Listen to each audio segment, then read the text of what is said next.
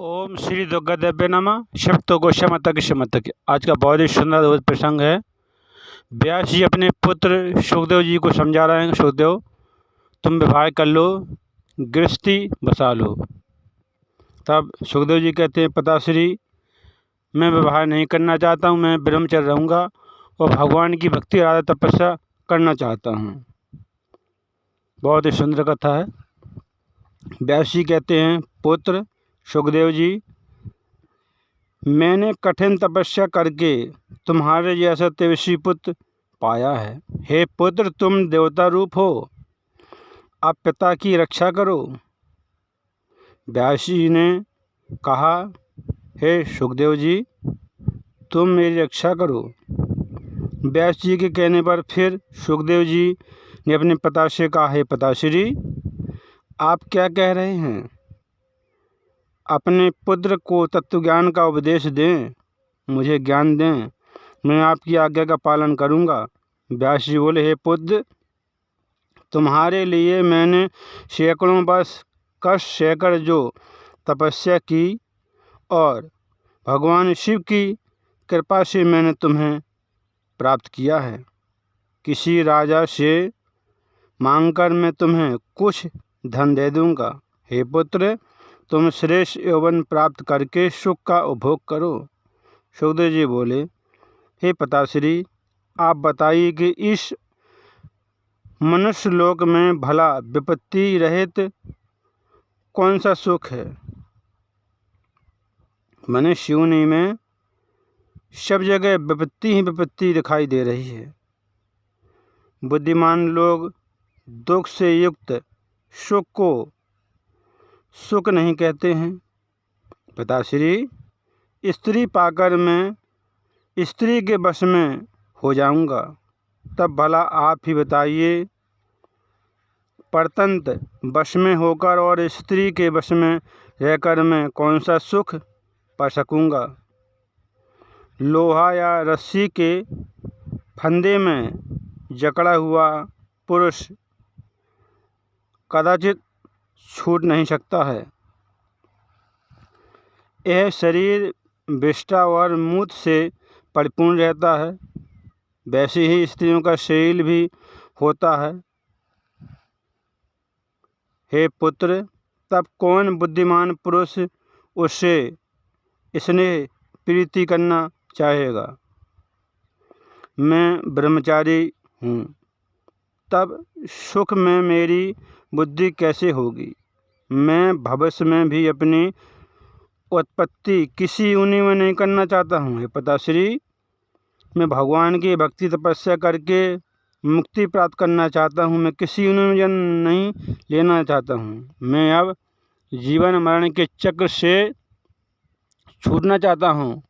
मैं इस शरीर से मुक्ति प्राप्त करना चाहता हूँ। मैं अद्भुत अध्यात्म सुख को छोड़कर मैं मूर्तजन सुख को क्यों चाहूँ? अपने आप में रमण करने वाला कभी विषय सुख का लोभी नहीं होता है। मैंने सर्व वेदों का अध्ययन किया है और जाना है कि वे हिंसामय हैं। मुझे गुरु रूप में विभूति प्राप्त हुए हैं, वे भी गृहस्थी के सागर में डूबे हुए हैं। वे मेरा उद्धार कैसे कर सकते हैं? जैसे कोई रोगग्रस्त वैद्य दूसरे रोगी की चिकित्सा करे, उसका इलाज करे, यह कैसे संभव है? उसी प्रकार मुझे मोक्ष चाहने वाले के गुरु गृहस्थ हैं। यह विडम्बना ही तो है, और क्या है? इसलिए ऐसे गुरु को नमस्कार करके मैं आपके पास आया हूँ। अब आप तत्वज्ञान का उपदेश देकर मेरी रक्षा करें, क्योंकि मैं इस संसार रूपी सर्प से अत्यंत भयभीत हूँ। इस महाभयंकर संसार चक्र में प्राणी मात्र को सदा नक्षत्रों की भांति चक्कर काटना पड़ता है और सूर्य की भांति दिन रात। उन्हें भी कभी भी विश्राम करने का अवसर नहीं मिलता है। मनुष्य को दिन रात चक्कर काटना पड़ता है, विश्राम करने का अवसर नहीं मिलता है। इस संसार में आत्मज्ञान को छोड़कर कौन सा सुख है। मूर्ख जनों को सुख की वैसी ही प्रीति होती है जैसे वेश्या के कीड़ों को वेश्या से प्रीति होती है। वेद शास्त्रों को पढ़कर भी जो संसारिक सुख में फंसे रहते हैं, भला उनसे बढ़कर मूर्ख और कौन होगा। उन्हें तो कुत्ते, घोड़े और सूअर आदि पशुओं के समान धर्म वाला समझना चाहिए। दुर्लभ मानव तन को पाकर और वेद शास्त्रों का अध्ययन करके भी यदि मनुष्य इस संसार में बनता है तो दूसरा भला कौन बंधन मुक्त हो सकता है। इससे बढ़कर संसार में कोई दूसरी बात नहीं है। जो मनुष्य इस संसार में माया के सत्व, तम, रज रूपी तीनों गुणों से बंधा नहीं रहता है, वही विद्वान, बुद्धिमान और शास्त्र में पारंगत है। व्यर्थ विद्या अध्ययन से क्या लाभ है।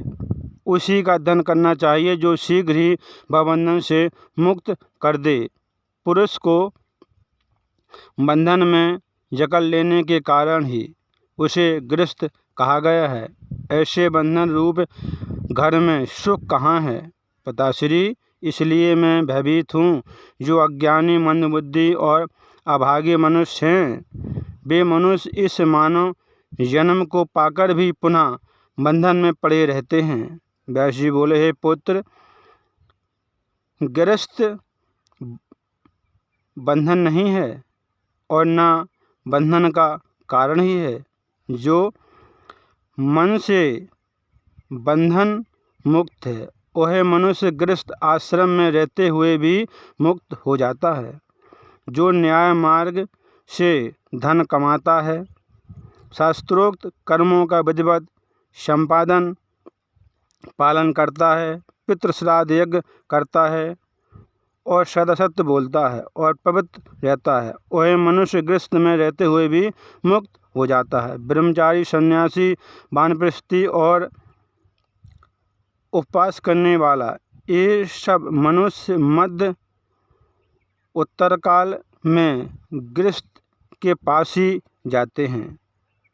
जो सन्यासी होते, ब्रह्मचारी होते हैं, वानप्रस्थी होते हैं, वेदों का उपवास करने वाले होते हैं, वे सब मनुष्य गृहस्थों के पास ही जाते हैं। वे मनुष्य धार्मिक गृहस्थ श्रद्धा के साथ मधुर वचनों द्वारा सबका सत्कार करते हैं और आनंद से उनका स्वागत करते हैं और अन्नदान से उन्हें उपकृत करते हैं, संतुष्ट करते हैं, उनको अन्नदान देते हैं, भोजन कराते हैं। गृहस्थ आश्रम से बढ़कर कोई दूसरा आश्रम नहीं है। दूसरा आश्रम देखा या सुना नहीं है। वशिष्ठ मुनि और तत्वज्ञानियों ने भी गृहस्थ आश्रम का आश्रय लिया है। उन्होंने गृहस्थाश्रम को ग्रहण किया है। वेदोक्त कर्म करने वाले गृहस्थ के लिए क्या असाध्य रह जाता है। वह स्वर्ग, मोक्ष और उत्तम कुल में जन्म जो कुछ भी चाहता है वह हो जाता है।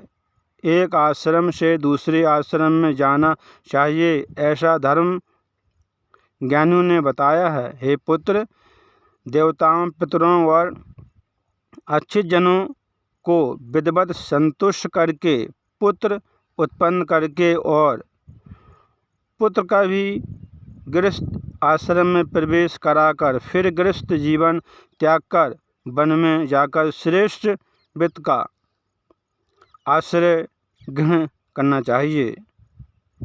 बहुत ही सुंदर कथा थी। काम करते रहो और मैया का नाम जपते रहो।